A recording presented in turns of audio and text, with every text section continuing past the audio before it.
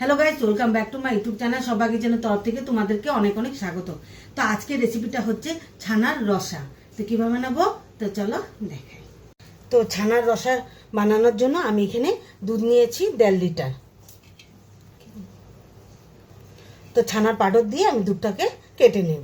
তো এই রেসিপিটার জন্য আমার কি কি লাগবে: হলুদ গুঁড়ো, কাশ্মীরি লঙ্কার গুঁড়ো, জিরের গুঁড়ো, ধনের গুঁড়ো, আর ফোড়ন লাগছে হলো গোটা জিরা, এলাচ আর তেজপাতা।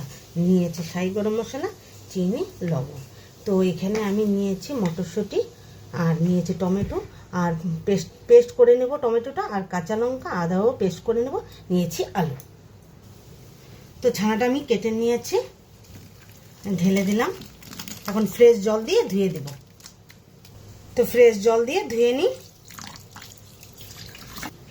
তো জল ঝরিয়ে রেখেছি।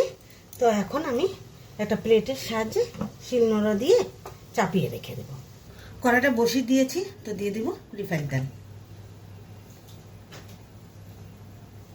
তো ছানাগুলো এরকম বড় বড় করে টুকরো করে রেখেছি। তো তেলটা গরম হয়ে গেছে। তো এক এক করে ছেড়ে দেবো ছানাগুলো। তো এক এক করে সবগুলো ছেড়ে দিলাম। তো এক এক করে সব পনিরগুলো উল্টিয়ে নেব।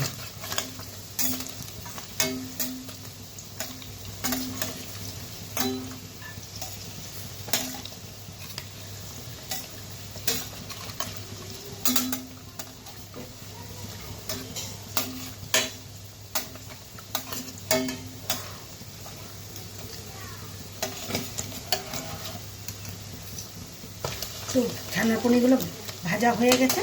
এক এক করে সবগুলো নামিয়ে নিই।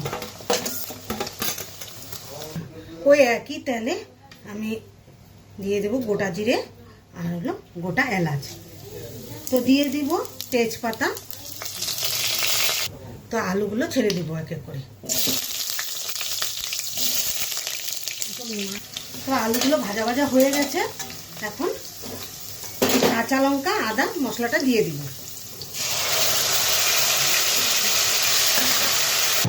তো দিয়ে দিব স্বাদ মতো লবণ, সামান্য একটু চিনি, তো জিরের গুঁড়ো, ধনের গুঁড়ো, হলুদের গুঁড়ো, দিয়ে দেবো কাশ্মীরি লঙ্কার গুঁড়ো। তো দিয়ে দিব মটরশুঁটি। তো ভালোভাবে নেড়ে চেড়ে নেব। তো দিয়ে দিব এখন টমেটোর পেস্ট। তো ভালো মতো নেড়ে চেড়ে ঢেকে রাখবো।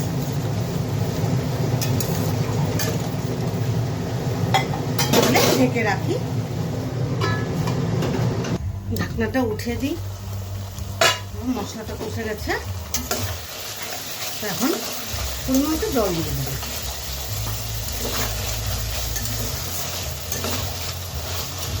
পরিমাণ মতো জল দিয়ে দিই। তো পনিরগুলো ছেড়ে দিই। তো ছানার রসাটা আমার হয়ে গেছে। তো এখন দিয়ে দেবো গরম মশলা,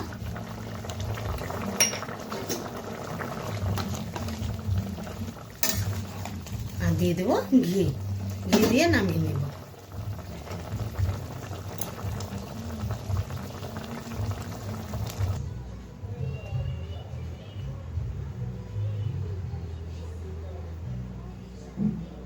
এই রেসিপিটা কেমন লেগেছে অবশ্যই কিন্তু কমেন্টে জানাবে।